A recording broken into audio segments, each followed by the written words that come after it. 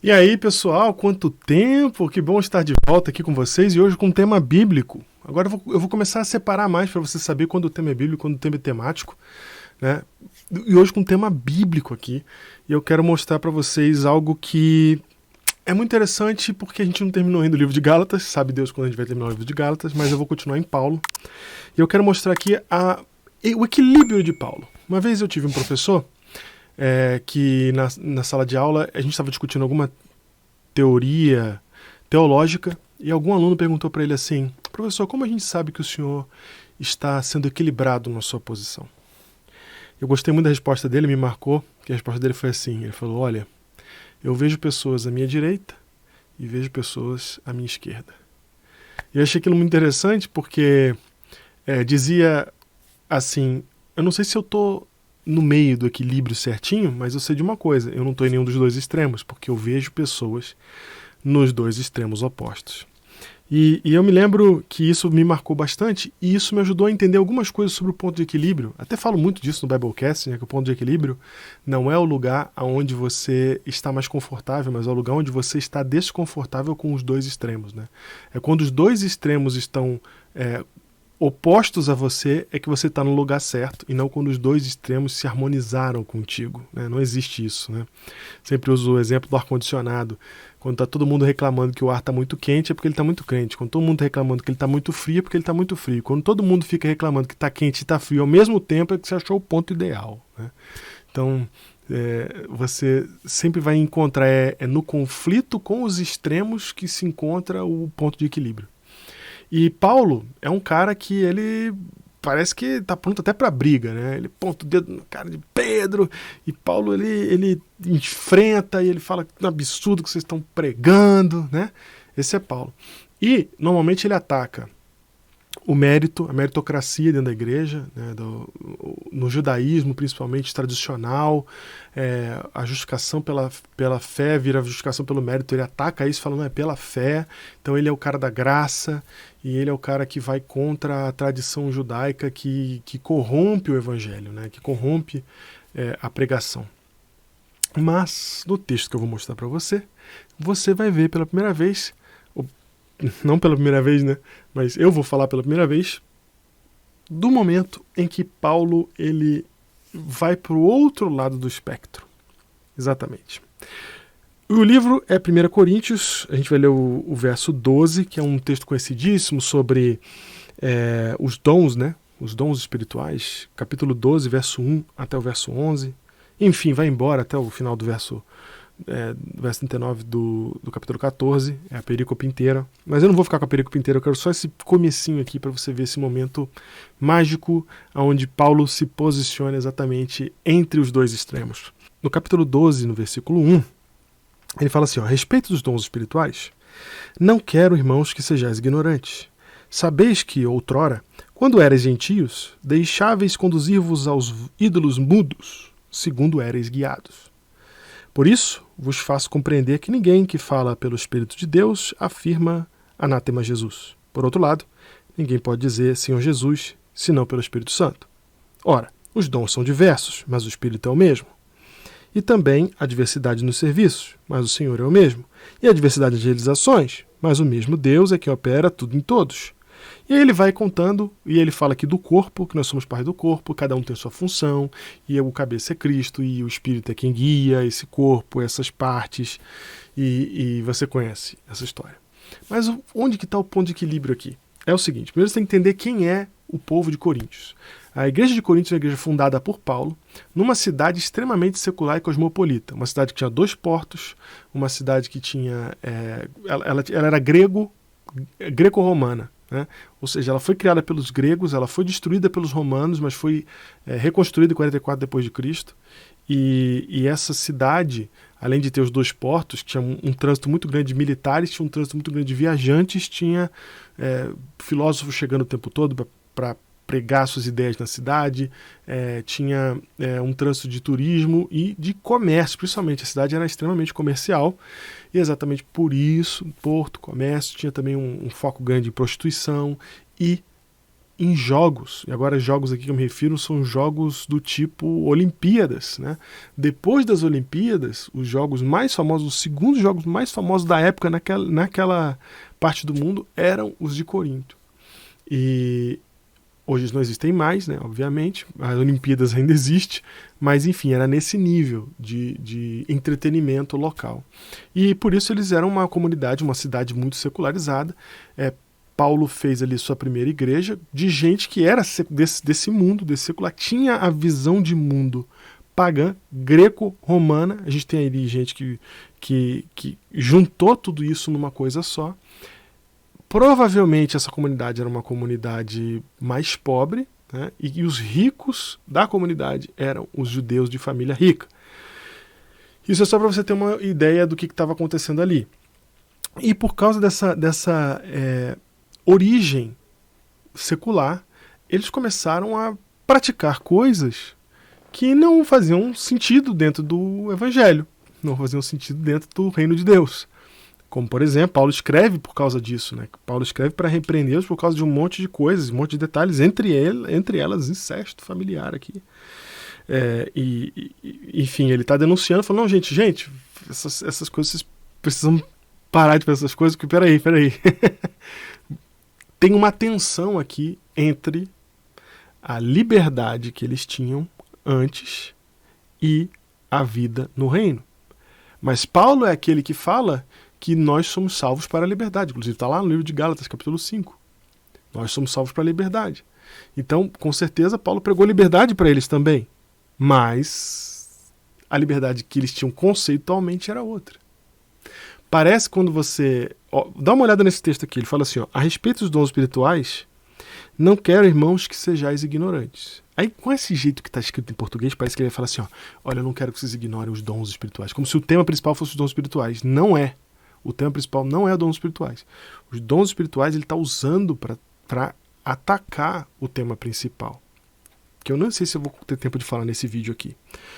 Mas ele fala assim, a respeito dos dons espirituais, não quero, irmãos, que sejais ignorantes. Então ele está falando, eu não quero que vocês permaneçam numa situação em que vocês não estão entendendo, ou que vocês não venham a entender algo que é importante para a vida de vocês. Então, em outras palavras, ele está falando assim, deixa eu trazer uma orientação para vocês. Só que quando você coloca a liberdade de um lado e orientação do outro, parece que a orientação ela vem para tirar a sua liberdade. Porque eles tinham liberdade para fazer o que eles queriam. De repente veio o evangelho e agora eles não podem mais fazer o que eles queriam. E Paulo está orientando eles a não fazer mais o que eles queriam. Então, afinal de contas, é para a liberdade que fomos salvos? O que está acontecendo aqui? Está acontecendo aqui é que Paulo está falando do outro lado do espectro agora. Ele já falou muito, e ele fala muito para aqueles que estão na ponta do extremismo religioso. E agora ele vai se endereçar àquelas pessoas que estão na outra ponta da secularização. E vai tentar trazer esse grupo para o evangelho, assim como ele tenta trazer o outro para o evangelho. Estão vendo Paulo no meio aqui? Olha só o que acontece. Deixa eu mostrar isso para vocês, que eu estou falando, mas cadê? Da onde que está essa tensão de liberdade? Meu Deus, deixa eu explicar. Olha aqui. Lê comigo. Sabeis que outrora, quando erais gentios, ele está literalmente chamando eles de pagãos, tá? Ele está dizendo assim, sabeis que outrora, quando vocês eram pagãos, então, ele está falando, lembra da origem de vocês? Vocês eram pagãos. Deixáveis conduzir-vos aos ídolos mudos, segundo éreis guiados. Então, do jeito que está escrito em português, parece que ele está dizendo assim, vocês se deixavam ser conduzidos até os ídolos mudos, segundo guiavam vocês. Parece que eles estão sendo conduzidos para os ídolos mudos para serem guiados, né? Mas essa interpretação do texto em português não se encaixa tão bem no verso seguinte, como a interpretação, se você ler direto do grego, ou até se você ler em inglês, você vai entender uma outra coisa, que é assim, sabeis que outrora, quando eram gentios, vocês se deixavam conduzir por ídolos mudos. Não é que alguém fazia eles serem conduzidos, eles se deixavam ser conduzidos por ídolos mudos.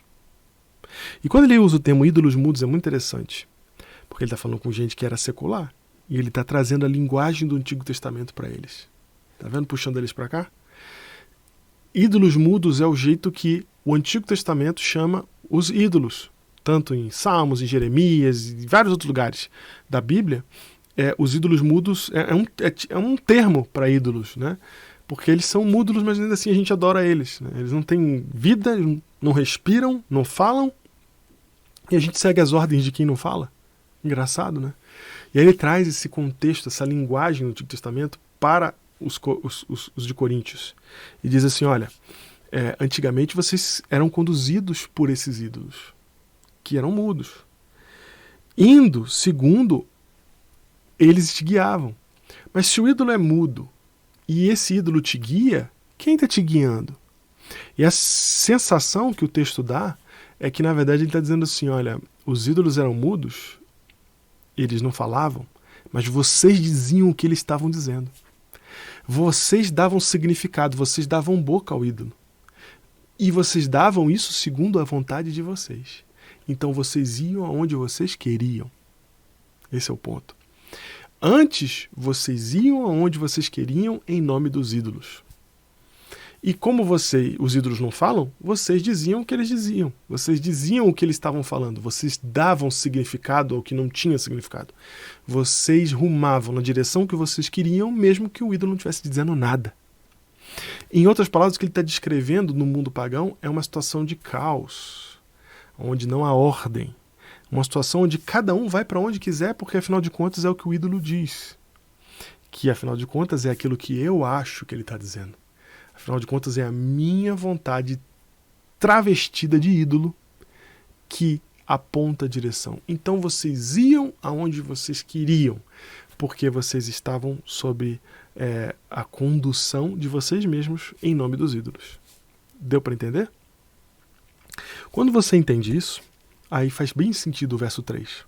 Por isso, vos faço compreender que ninguém que fala pelo Espírito de Deus afirma maldito Jesus.